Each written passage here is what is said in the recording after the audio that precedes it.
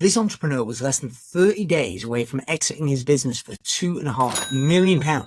But instead, he lost the sale and ended up owing over 1.9 million and facing criminal charges. Brace yourself, because this one is a roller coaster. This is a client of mine, so for confidentiality reasons, let's call him Doc. So Doc's a high energy guy, he's super likable and he's a world-class doctor.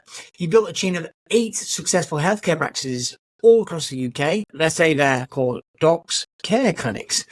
Really, he just wanted to help people, and he was so good at it that his business really exploded. He had the biggest healthcare clinic chain in his niche in the UK, and things were going great. Now, Doc's got a wife called Mrs. Doc and 2 young kids, Doc Jr. and Baby Doc. And at this point, he's ready to cash out and focus on another business that he got growing passion about. Plus, he wanted to emigrate to the United States to live on the beach in Florida. So Doc decided to sell Doc's Care Clinics and want some help. So he contacted me for some advice. And he's hit a snag in the sales process. His management accounts are a mess, and his finance director is out on long-term sick leave. So the buyers, who are a private equity-backed European group looking to expand into the UK, were ready to buy, but they needed the management accounts in order to complete their due diligence. So Doc's understandably really frustrated because he's so close to this life-changing sale that would pay off his mortgage and fund his family moving to the United States. So I take a look at the accounts, and it's a disaster. Things they don't add up. To me, it was clear. I said, Doc, you need to bring in top-notch accountants to sort this out ASAP. He followed my advice, brings in a temporary finance director, and that's when things really hit the fan. Turns out, it wasn't just messy bookkeeping. Just as I suspected, it was fraud.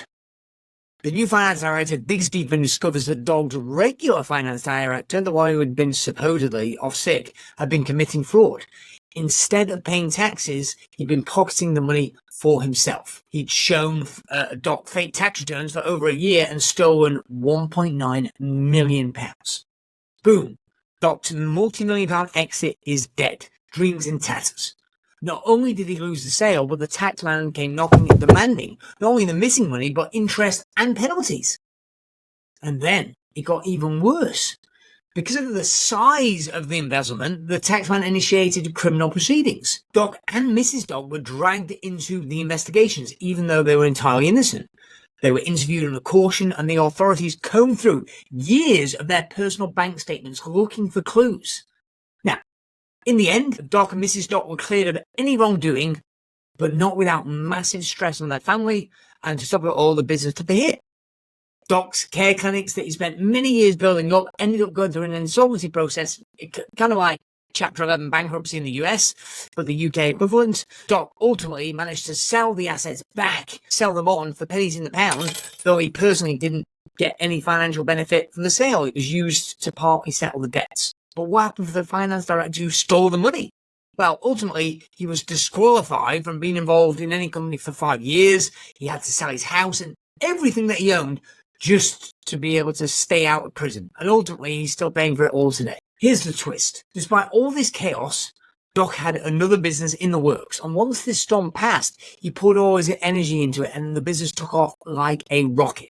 So less than 2 years later, Doc and his family emigrated to Florida just as they dreamed, just slightly later than planned. But this time, the accounts were squeaky clean. So what's the moral of this story? Nobody cares more about your money than you do. It's essential, crucial, critical, mandatory to have a strong understanding of your business's finances. Ignorance isn't an excuse. Remember, always keep a close eye on your management accounts. You never know what's lurking beneath the surface.